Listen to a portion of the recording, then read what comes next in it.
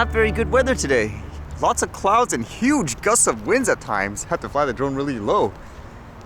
And what's going on today? I guess this was kind of interesting. I know a lot of people often talk about in terms of flying drones, they want to keep it away from things like livestock. How about actually restricting the airspace, I guess, around these types of places? This one says, efforts to restrict drone surveillance of livestock facilities. It's kind of interesting how they say drone surveillance though. It says, in the state of Iowa, the House of Representatives passed a bill last week that restricts drone surveillance of livestock facilities without permission from the property owner.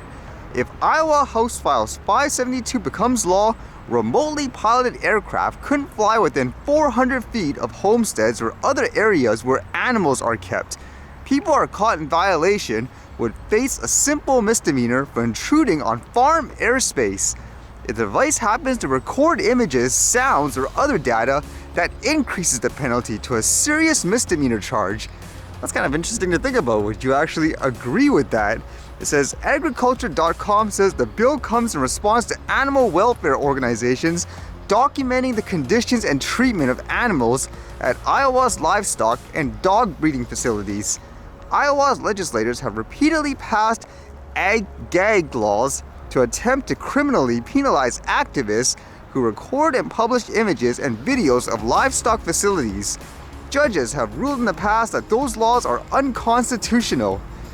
So that's kind of interesting to learn why this came up in the first place, because usually when you read these types of stories, people would say, oh, the drone's gonna scare animals in general, so because of that they want it banned. Whereas in this case, I guess it is more because, like they say, quote, surveillance, where it's activists wanting to find, I guess, dirt per se against people who raise animals, farm them, whatever you want to say. Would you actually agree with this, or would you say no, it's a violation of people's rights?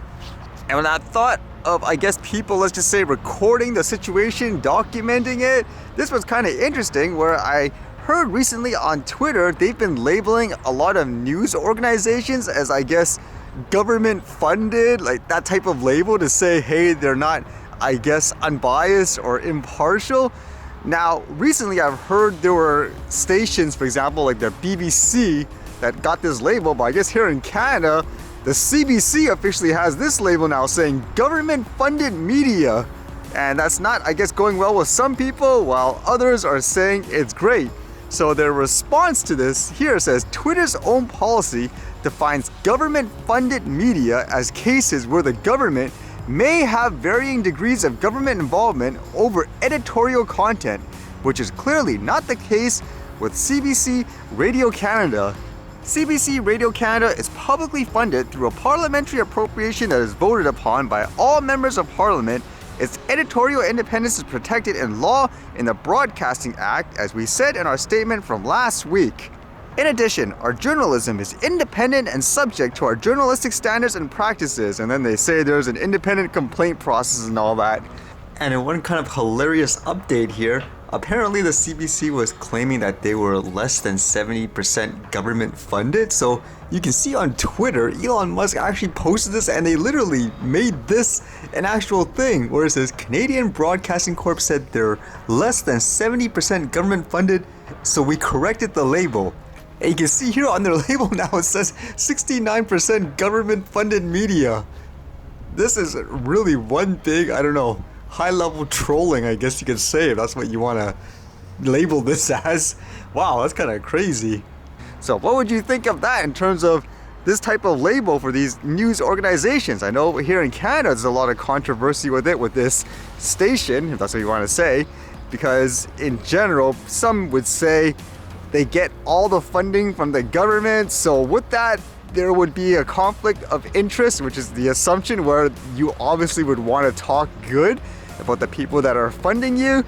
At the same time, I guess the argument here is they may get funding and so forth, but they're still, quote, independent. So what would you say about that here? Would you agree with the label in this way? Or would you say, nope, it's completely inappropriate because it gives people a different light where they would say, you're not unbiased? I believe from everything I read too, this CBC, they actually got a lot of government funding to the point where they were in a way saved. At the same time, you would wonder, I do anyways, with all that money that is given to this one organization, where if they were dying that bad, what would happen if they actually distributed it to a bunch of, I don't know, let's say independent stations, if that's what you want to say, smaller radio stations and all that? Would you actually be able to get more coverage of stories and all that in a quote unbiased way versus just spending so much on one organization?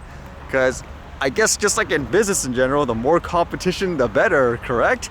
Because many times people aren't gonna say things that go against things like their sponsorship agreements with companies and all that. So you need more different types of voices out there, I would say anyways.